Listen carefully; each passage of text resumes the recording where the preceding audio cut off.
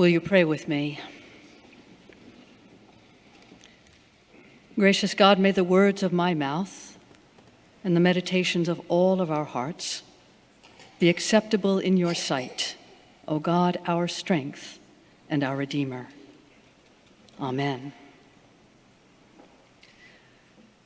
I'm going to tell 3 stories today, all 3 of them factual. None are even embellished. First story. A couple of months ago, when meeting with newcomers to Old South Church in Boston, a young woman asked a question. "What do I need to do to receive communion at this church?" she asked. The answer, "You need only be hungry for God." "I don't need to be a member?" she asked. "No," came the reply. "You need only be hungry for God." "I haven't been baptized yet," she continued. "No matter. You need only be hungry for God." Second story.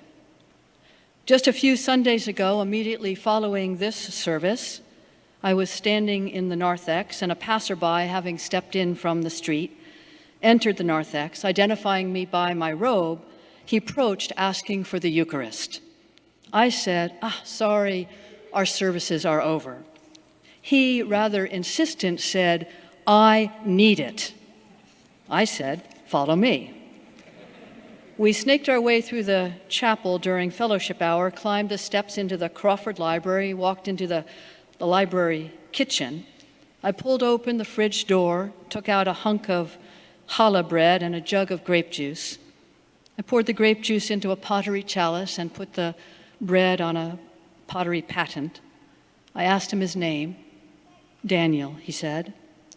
I prayed over the elements, and there in the kitchen, just the 2 of us, I offered to Daniel the bread and cup of Christ's communion table. The bread of heaven broken for you, Daniel. The cup of salvation poured out for you, Daniel. Daniel crossed himself and partook. After partaking, Daniel looked at me and he said, "I needed that. I needed that badly. Thank you." And with that, he was gone. There are many Christians out there in many churches, maybe the majority, who would denounce such sacramental generosity as irresponsible, as theologically negligent, as slipshod, overly casual. There are a great many churches which practice what is called closed communion, meaning the sacrament is reserved for members of that local church or maybe members of that denomination. In some cases, only members who are also and simultaneously properly disposed and who have, quote, sufficient knowledge and careful preparation. Well, at Old South Church in Boston, by contrast, we practice what is called open communion. Closed communion and open communion are actual ecclesiastical terms. You can look them up in Wikipedia. We practice open communion at Old South Church because, as we read it, Jesus was sloppy, extravagant, and calculatingly generous with his invitations to the table, to the meals, to the suppers, and to the picnics he was forever planning and hosting. He never put a thought about who should be seated next to whom. He drove the disciples crazy with his lax and unconventional ideas about dinner parties. But all he wanted was for people to gather, to be at the table, to share food and conversation, to be fed spiritually and physically. And so there's a lot of eating that goes on in the New Testament, all of it centered around Jesus, to the point that some even thought it quite scandalous. In fact, those offended by Jesus' hosting of suppers accused him of being a drunkard and a glutton. But he wasn't either of those. What Jesus was a masterful host, an ebullient conversationalist, an exquisite storyteller. He was possessed of a marvelous sense of humor. In his presence, you felt welcome, wanted, cherished, and noticed. He brought people together, and oh, the meals. fresh bread torn from a warm loaf and dipped in oil, the passing of a jug of wine, fish grilled over an open fire, ripe olives and succulent figs. Not to mention the songs and the hymns, the stories, the hearty greetings, the hail, welcome in, pull up a chair, here's a plate, have some wine. The feasting that happened around Jesus, that happened because of Jesus, was glorious and convivial. You wanted to be there. And so it is that the earliest symbol for Jesus wasn't the cross. It wasn't the dreaded symbol of execution, of Rome's horrific display of the stone-cold power of empire.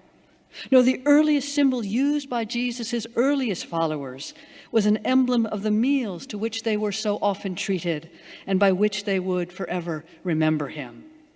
The earliest symbol for Jesus was a fish.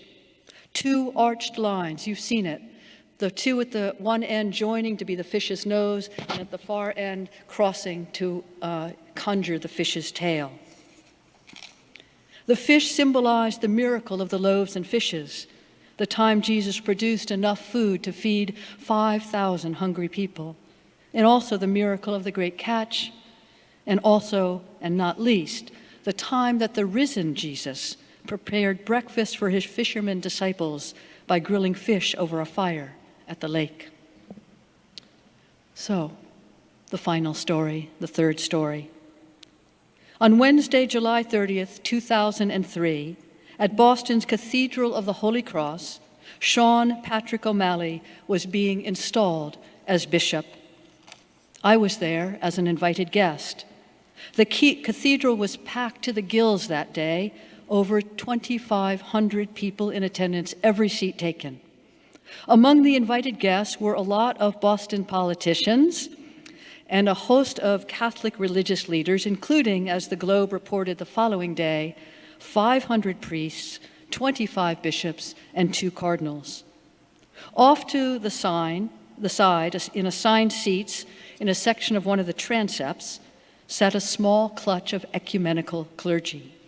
Here were the Episcopal Bishop of Massachusetts, the Lutheran Bishop of New England, and two ordained women, the Executive Director of the Massachusetts Council of Churches, and yours truly.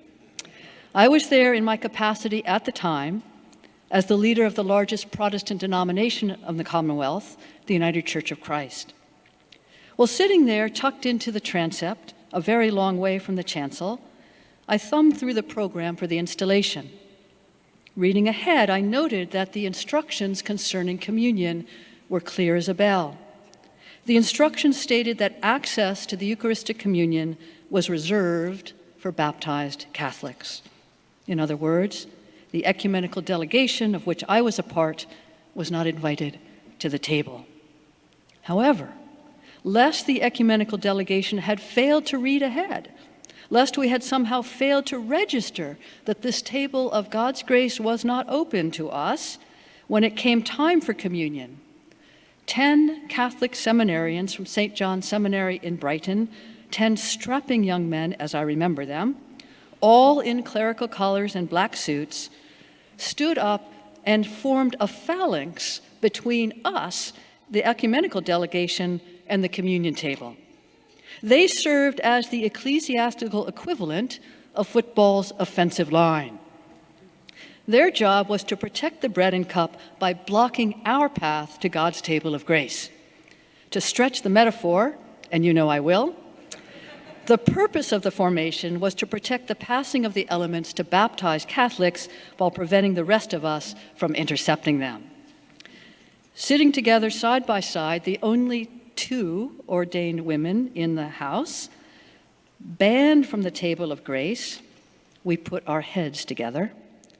We whispered conspiratorially, we strategized, we fantasized, should we make a break for it? Here's where you might imagine the theme song to Rocky.